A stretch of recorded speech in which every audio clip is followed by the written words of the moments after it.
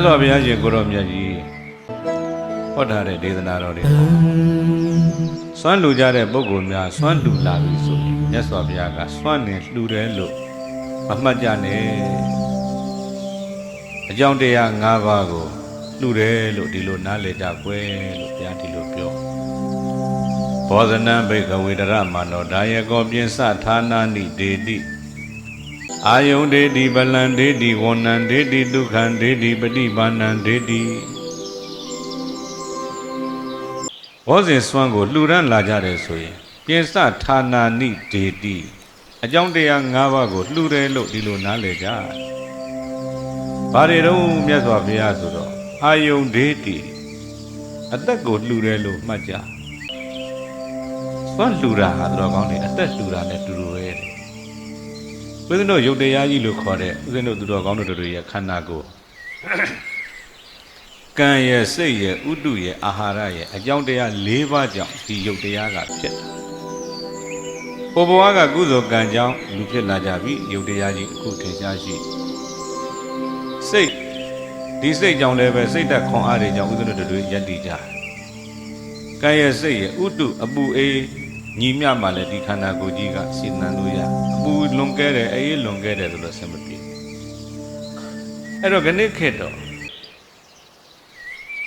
အပူအေးကလည်းပဲပူတယ်ဆိုရင်အေးတဲ့ထဲမှာနေလို့ရပြောချင်တာကအဲ့ဒီအကြောင်းတရား၃ပါးဟာကံတရားကလွဲလို့ကျန်တာတွေကနည်းနည်းဥဒ္ဒတို့တွေညှိယူလို့ရလိုအပ်ဆုံးကဘာတုံးလို့မေးလိုက်တော့ဥဒ္ဒတို့ဒီအကြောင်းတရား၄ပါးထဲမှာအာဟာရသူတော်ကောင်းတို့တွေကံကောင်းလို့ရုပ်လှတော်လည်းပဲခမင်းမစားရဘူးအာဟာရမရှိဘူးဆိုရုပ်ရဲ့အလှပေါ်သေးလားမပေါ်တော့ဘူးဗျာဟုတ်လားအေးအဲ့ဒါကြောင့်မို့သဗ္ဗေတ္တအာဟာရထိတိတတ္တဝါမှန်သမျှဟာအာဟာရပေါ်မှာမိပြီးတော့နေရတယ်တည်ပြီးတော့နေရတယ်အဲ့ကြောင့်ဦးဇင်းတို့တွေအာယုအသက်ရှည်ဖို့ဆိုတာအာဟာရရှိမှသက်ရှည်ရတာဖြစ်တဲ့အတွက်ဒါကြောင့်ပရိယတိလို့အထုတ်နေကြတဲ့တန်ဃာတော်တွေရဲ့ဂုဏ်ကိုရည်မှတ်ပြီးစွန့်လူတန်းတော့ခဏိဒါအသက်အလှူတယ်လို့ဒီလိုပြောလို့ရတာပေါ့ဘောနန္တေတိတဲ့အစင်းနဲ့ဒီတိုင်းအစင်းလှူရလဲရောက်တယ်ကံတရားကောင်းလို့ရုပ်အစင်းလှတော်လဲပဲအာဟာရကောင်းကောင်းမစားရင်ရုပ်အစင်းမလှနိုင်ဘူးဟုတ်လားဟာနောက်တကဘဝကကုသိုလ်ကံကောင်းလို့လူဖြစ်တယ်အသက်ရှည်ချမ်းကံတွေပါတော်လဲပဲဒီဘဝမှာအာဟာရနဲ့ပြက်လက်သွားမယ်ဆိုရင်အသက်ရှည်လို့ပါလို့မဖြစ်နိုင်ဘူးဟုတ်ပြီလားအေးအဲကြောင့်မို့အသက်ကိုလည်းလှူတယ်အစင်းကိုလည်းလှူအာယုန်ဒေတိဝဏံဒေတိဒုက္ခံဒေတိဒုက္ခဆိုတာချမ်းသာကိုလည်းပေးလူရရောက်တယ်ချမ်းသာပေးလူရရောက်တယ်ဆိုတာလည်းပဲဘလောက်ပဲချမ်းသာတဲ့ပုဂ္ဂိုလ်ကြီးဖြစ်ဖြစ်စားစရာတွေဘလောက်ပဲပေါ်မစားနိုင်ဘူးဆိုရင်ချမ်းသာသေးလားမချမ်းသာတော့ဘူးမချမ်းသာတော့မကြမ်းပါတဲ့လူတွေကြီးတချို့ဗဇက်ကစားခြင်းနဲ့ဒါပေမဲ့လို့စားလို့မရတဲ့ပုဂ္ဂိုလ်တွေများတယ်ဟုတ်လားအေးကျမ်းမာရေးရစားလို့မရတာနောက်အခြေအနေရစားလို့မရတာဘယ်လိုစားလို့မရတာပဲဖြစ်ဖြစ်အဲ့ဒါကိုယ့်ကိုစိတ်ဆင်းရဲမှုဖြစ်စေတာပဲဟုတ်ပြီလားအေးအဲ့ဒါကြောင့်မို့ဒီနေ့ဆွန့်လှူတဲ့အလှူဟာချမ်းသာကိုလည်းပေးလူရရောက်တယ်လို့ဘုရားဒီလိုပြောအာယုန်ဒေတိဝဏံဒေတိဒုက္ခံဒေတိဗလံဒေတိခွန်အားဗလဘလောက်ပဲခွန်အားဗလထွားကြိုင်အာဟာရမကောင်းဘူးဆိုရင်ခွန်အားဗလထွားကြိုင်ဖို့မဖြစ်နိုင်တော့ဘူးလေဒီနေ့ဟိုအာကသာလို့အထုတ်ကြတဲ့လူတွေကြည့်ပေါ့အပြေးသမားလည်းသူနဲ့ထိုက်တန်တဲ့အစားစားရတာပဲဟုတ်လားလက်ဝဲသမားတွေကာယဗလသမားကြီးတွေလည်းသူတို့နဲ့ထိုက်တန်တဲ့အစားစားတွေသူတို့လည်းဘာလို့ပေးရတော့စားပေးရအစားတော့ကအစင်တမ်းမိမစားရဘူးဆိုရင်ကလေးကခန္ဓာကိုယ်ဖွံ့ဖြိုးမှုရောဖြစ်သေးလားမဖြစ်တော့ဘူးသူတော်ကောင်းတို့တွေအဲ့ဒါကြောင့်မို့အစားတော့ကိုလှူဒန်းခြင်းဟာခွန်အားဗလကိုလှူဒန်းရလဲရောက်တယ်တဲ့ဘုရားဒီလိုပြောနော်အာယုန်ဒေတိဗလံဒေတိဒုက္ခံဒေတိပฏิဘာဏံဒေတိပฏิဘာဏဆိုတာပညာ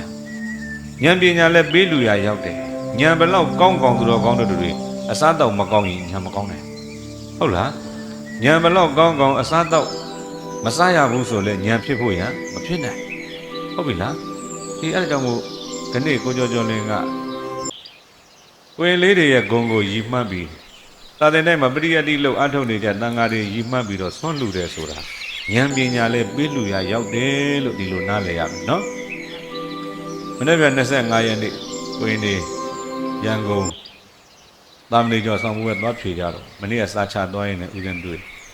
ကိုယ်စိတ်ထဲမှာကိုလည်းပဲစိတ်လေးတွေလှူပေးကိုရင်လေးကြည်နူးလိုက်တာဆိုဥစဉ်အားရဆုံးကိုရင်လေးကအရှင်သူမနာသက်15နှစ်တာမဏေကျော်ပထမစဉ်သူဖြေမယ်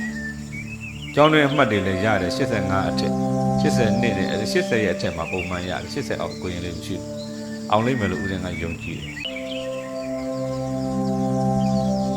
ရုပ်လေးကြည့်လိုက်တော့လည်းပဲတီးကြည့်တယ်ကိုရင်လေးလေအဲ့တော့ကြီးညိုစရာလေးတွေပြောလာကိုရင်ဖုံးတွေပါလေကင်လာမိတော့မကင်ဘူးဗျာတဲ့ဒီလိုရှိလည်းမရှိဘူးကင်လည်းကင်ဒီကနေ့ခေတ်မှာဒီလိုရွယ်လေးတွေကဒါလေးတွေကကြီးညိုစရာကောင်းတယ်နော်အေးအဲ့တော့ဒါဒီကိုရင်လေးအခုလိုညံကောင်းကြောင်း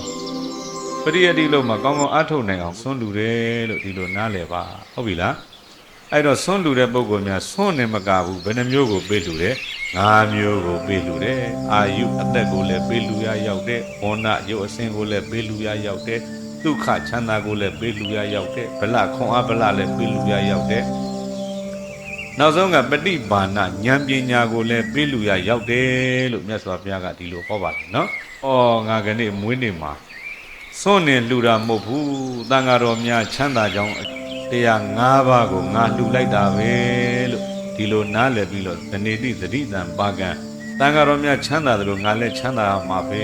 တန်ဃာတော်များခွန်အားဗလာကြီးတယ်လို့ငါလည်းကြီးတန်ဃာတော်များဉာဏ်ပညာတိုးတယ်လို့ငါလည်းတိုးရမယ်ဆိုပြီးတော့ဒီလိုမျိုးလေးယုံကြည်ထားစေခြင်းပါတယ်ဗျာဟုတ်ပြီလား